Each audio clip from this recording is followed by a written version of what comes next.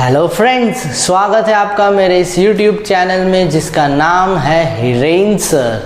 आज हम डिस्कस करने वाले अकाउंटिंग इक्वेशन का एग्जाम्पल नंबर 9। तो चलिए शुरू करते हैं। Manoj started business. जैसे ही दिखा स्टार्टेड बिजनेस, यानी हर बार की तरह हमें कैपिटल लिखना पड़ेगा और बिजनेस स्टार्ट किया यानी वो बिजनेस के अंदर कुछ लेके आएगा। तो capital with an up arrow. क्या लेके आया है? कैश 10 lakhs, तो कैश की वजह से एसेट अप एरो। तो इन दोनों की इफ़ेक्ट्स हम देख लेते हैं। ये रहा cash with an up arrow और ये 10 lakhs किसकी वजह से? Started business. तो स्टार्टेड बिजनेस है यानी कि कैपिटल। एक तरफ एसेट बढ़ा, एक तरफ कैपिटल बढ़ा, द इक्वेशन इज बैलेंस्ड। अभी भी ये ट्रांजैक्शन ख़त्म नहीं हुआ है। बैंक अकाउंट में ट्रांसफ़र किए 4 lakhs, यानी ये बैंक अकाउंट भी बिजनेस का ही है, यानी बैंक मतलब एसेट। तो यहाँ पे सेम ही होगा, asset with an up arrow और capital with an up arrow. तो 4 lakhs से बैंक बैलेंस बढ़ा यानी एसेट बढ़ा, कैपिटल 4 lakhs से बढ़ा, द इक्वेशन इज बैलेंस्ड। तो यहाँ पे हम लिखेंगे बैंक, क्योंकि ये बैंक लेके आया है बिजनेस में, तो यहाँ पे कैपिटल भी बढ़ेगा। तो एक तरफ एसेट यानी बैंक बैलेंस बढ़ा, दूसरी तरफ कैपिटल बढ़ा, the equation is balanced. 10 plus 4 14 lakhs, 10 plus 4 14 lakhs, the equation is balanced. Next, purchase the building। 12 lakhs की बिल्डिंग बाई की है, यानी building is an asset. Building comes into the business, asset increases. तो यहाँ पे हम लिख देते हैं बाय टेकिंग अ लोन लिए SBI से कितने की? 10 lakhs की।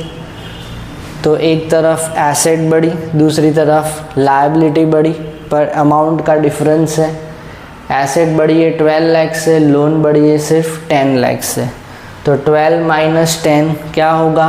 2 lakhs। ये 2 lakhs का रीज़न बहुत ध्यान से सुनना। हमने बिल्डिंग परचेज़ की सोहम से 12 lakhs की, लोन में से हमें 10 lakhs मिले, तो वो तो डायरेक्टली बैंक ने सोहम को दे दिए। पर ये 2 lakhs हमने हमारी जेब से दिया है, यानी कैश कम होगा या बैंक बैलेंस कम होगा। दोनों चीज़ क्या है? एसेट है, यानी एसेट 12 lakhs से बढ़ी, एसेट 2 lakhs से कम हुई, नेट 10 lakhs। तो एक तरफ एसेट बढ़ी 10 lakhs से, दूसरी तरफ लोन यानी लायबिलिटी बढ़ी 10 lakhs से। चलो इसकी इफ़ेक्ट देख लेते हैं। ये 14 lakhs कैरी फॉरवर्ड होगा, ये 12 lakhs किसकी वजह से है? बिल्डिंग की वजह से। ये 2 lakhs डिक्रीज़ क्यों हुआ है? क्योंकि हमने बैंक से किया होगा पेमेंट या कैश से किया होगा पेमेंट। तो नेट कितना होगा? 24 lakhs। 14 plus 12 26 minus 2 24 lakhs। इस तरफ देखते हैं, इस तरफ हमारी लायबिलिटी यानी कि लोन बढ़ी है 10 lakhs से। तो 14 lakhs as it is, 0 plus 10 10, 10 plus 14 24, यहाँ पे 24, यहाँ पे भी 24 lakhs, the equation is balanced. Next, paid interest on loan and instalment 1 lakh।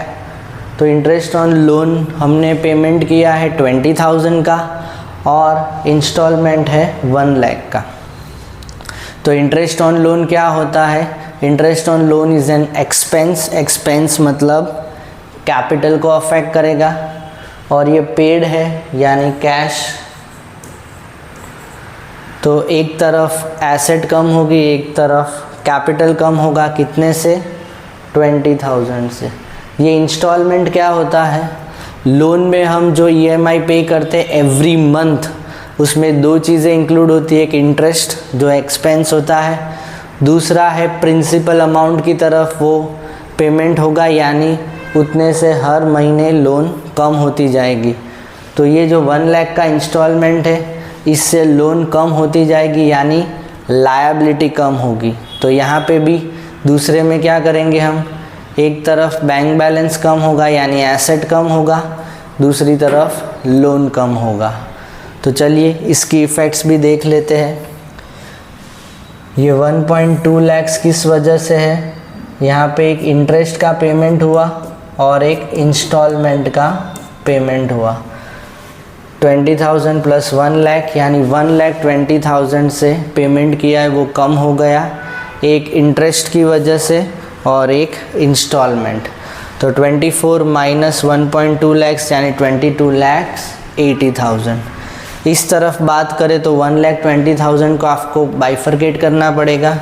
ये 1 लाख इंस्टॉलमेंट का है यानी लोन उतने से कम होगी, और ये 20,000 क्या है, 20,000 इज़ एन एक्सपेंस, एक्सपेंस की वजह से कैपिटल कम होगा। तो यहाँ पे मैं लिख देता हूँ एक्सपेंस। तो इस तरफ 1,20,000, इस तरफ 1,20,000, 9 लाख प्लस 13,80,000 को प्लस करेंगे आपको यही मिलेगा 22,80,000। वापस समझा देता हूँ, यहाँ पे हमने दो चीज़ों का पेमेंट किया है। वैसे भी हम जब EMI पे करते हैं तो एक साथ दो चीज़ों का पेमेंट करते हैं, एक इंटरेस्ट की तरफ, दूसरा प्रिंसिपल की तरफ। तो इंटरेस्ट की तरफ क्योंकि पेमेंट किया है तो एसेट कम होगा क्योंकि बैंक बैलेंस कम होगा, और एक्सपेंस है यानी कैपिटल कम होगा। दूसरा इंस्टॉलमेंट यानी हमारी लोन कम होगी क्योंकि वापस पेमेंट किया है तो बैंक बैलेंस तो कम होगा, पर इस बार कैपिटल नहीं, इस बार हमारी लोन का अमाउंट कम होगा। इसलिए 10 माइनस 1 9 लाख, 14 माइनस 0.2 लाख यानी 13.80 लाख। तो होप आपको आज का ये सम एग्जाम्पल समझ में आया होगा। अगर फिर भी कोई डाउट्स है तो प्लीज़ नीचे कमेंट बॉक्स में ज़रूर कमेंट करना। फ़िलहाल आज के लिए बाय।